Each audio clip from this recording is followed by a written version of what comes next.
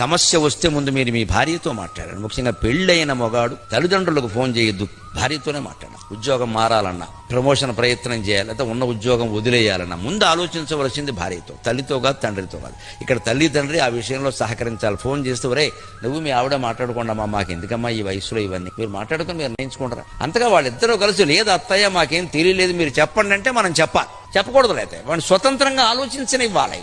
తల్లులకు తండ్రులకు నమస్కారం పెట్టుకోవచ్చు. కానీ తల్లి మనస్తత్వం తండ్రి మనస్తత్వం ఎలా, మా వాడికి ఏమిటో 40 ఏళ్ళు వచ్చినా కూడా నన్ను అడగకుండా ఏ పని చేయాలంటే దద్దమ్మ అని అర్థం. అమ్మ అలా చెప్పడానికి సిగ్గుపడాలి. గీత దాటాలి. 40 ఏళ్ళు వచ్చే వాడి గీత వాడు గీసుకోవాలి. ఇంకా మన గీతలు ఏమిటంటే ఇక్కడ మనకి యమధర్మరాజు గీసాడు గీత, వీఆర్ 82. ఇంకా పెత్తనం కావాలి. దీని పెత్తనం అనరు, మమక లేదండి అది పెత్తనం. వాళ్ళ కాపురం వాళ్ళని చేసుకోనివ్వాలి, వేలెట్టద్దు. వాళ్ళ నిర్ణయాలు వాళ్ళు తీసుకోవాలి. ఈ తల్లి ఎంత తెలివైందో ఆ భార్య ఎంత తెలివైంది. స్త్రియో హినామ కల్వేత నిసర్గాదేవ పండితా.